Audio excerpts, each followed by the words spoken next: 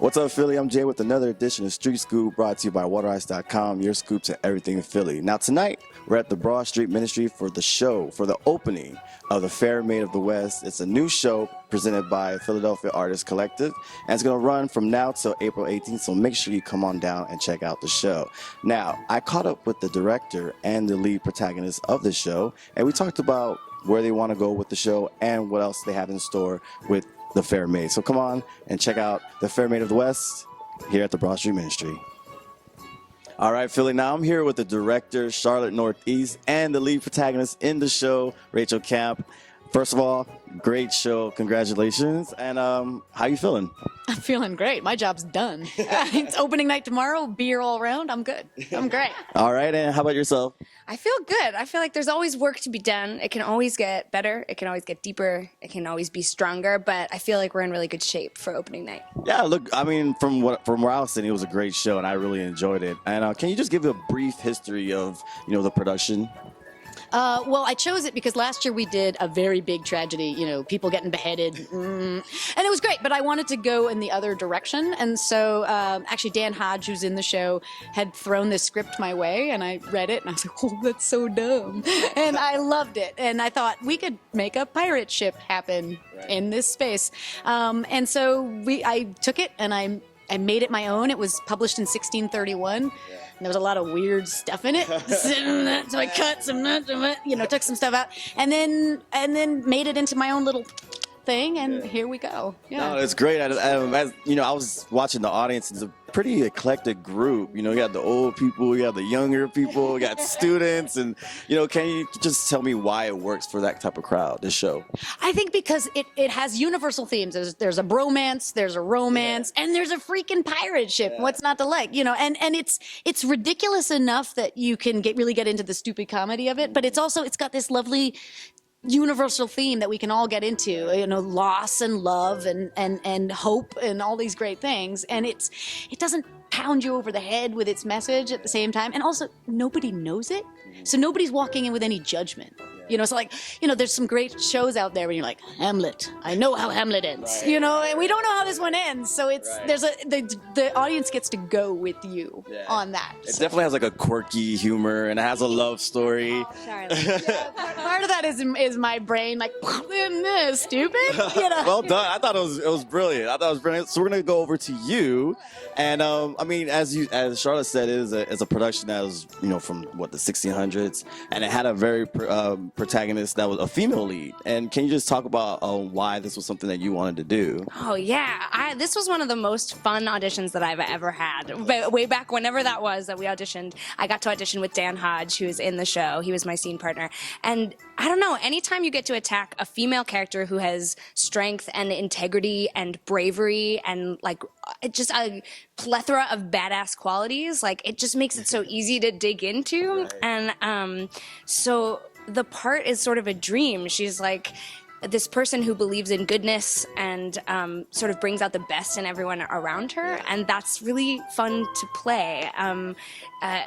In a sea of crazy characters and clowns and like doofuses, Bess is sort of like the drive of honor, in this like crazy world. And it's cool, I think, that way back when in the 1600s, Thomas Heywood wrote a character like that. Yeah. Someone who was virtuous and incredibly loyal and also like knew her stuff, knew how to mess with people, but always with good intention. I don't know. She's really fun. Yeah, it's a very progressive show, even for the time back then and things like that. Absolutely. But just talking about Broad Street Ministry, it's a small, intimate setting. Can you just talk about like how it is to perform with people literally 2 feet away from you? Totally. There are pros and cons to either setting, I think. Like when you're in a huge audience, you always obviously like when the energy is good and it's like really behind you, you get like this like surge of adrenaline from the crowd. But I actually way prefer smaller houses because you can see the people that you're affecting and you can see how they are affected.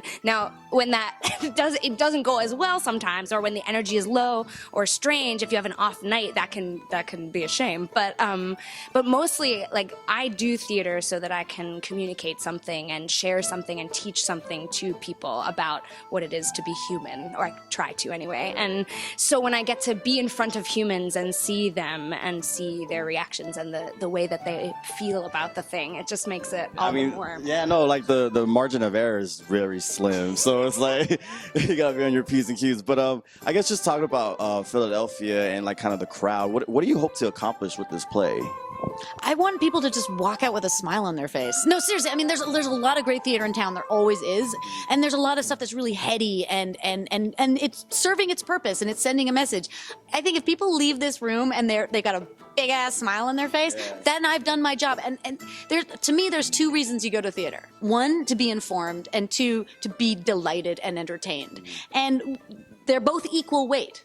You know, they both have an equal impact in somebody's life. And so for me, you know, Pack last year with Mary Stewart and with Duchess of Malfi and our other previous productions, we hit people right in the gut with a different kind of feeling, with a tragedy. People were sobbing in here. Wow. And I wanted to take it the other way and be like, yeah, that's really dumb. Yeah. You know, and exactly. And I think it's, you know, you turn on the news and everything's crappy and I just wanted to make this room laugh, you know, because it's cried a lot. No, you succeeded. It was a great show. And then you did a great job, first of all. And it must have been really tough to cast. It was, you know, so how was that? How was that whole process? It was really, really fun. It was, I asked people to come in and bring music and bring just a ridiculous set of talents, and everybody did. And I had an embarrassment of riches, they call it, you know. But the people I chose, they all had that quality of they really just wanted to get in the game and to have fun, and there was no agenda, there was no ego, everybody just wanted to play, and that was I was like that you come here, be stupid with me. So it was once I had my cast. Apparently, directing 50% of it is casting, so I was only done half my job. Charlotte and I probably both shared a lot of anxiety over this production, being the lead and being the director. Like, it just is very anxious. And this cast has been rock star. Everyone in the cast is phenomenal, and to come into rehearsal and feel so supported and so like believed in and amused. They're just so amusing, all of them. And so I would also like to give a shout out to those guys. There was a really cool sword fight in the beginning. It was like sword fights, and they're cool as hell. And there's a sea battle. It was pretty cool. I'm not gonna lie, it was pretty cool. And I guess Rachel, can you just? This is your time to really tell people why they should come and check out the show. Putting you on the spot. Oh, God, obviously. You should come see the show because of exactly what Charlotte said. It is an incredibly like amusing and heartfelt, rollicking good time. Like there is so much humor and love. The cast that we've put together is so kind and so generous, and Charlotte has been so kind and so generous with us, and I think that you can feel that in the room. I think the audience can feel it. I think that the script is so silly and whimsical, and but also has a lot of heart in it. In the heart of this script is like a beautiful romance and a sad, you know, parting of lovers, and so I don't know. I think that like your heart and your head can both get involved, and it's really freaking funny. Everybody is really funny, and Charlotte has a certain brand of humor that is unlike anyone that I have ever met, and it is so addictive. Like, I go home and I start to talk like Charlotte. I'm like, you got all the punchy energy, and you're like, go, and it's addictive. It's so good, and I think that the show like breathes that into the room, and like you talk to Charlotte and you laugh, and so you see her work and you laugh. So. Yeah. Awesome. Thank you. It was super fun. Nice to meet you. Pleasure. And the Fair Maid is going to be running till April 18th, correct? All right. So make sure you come on down to the Broad Street Ministry and check out the show.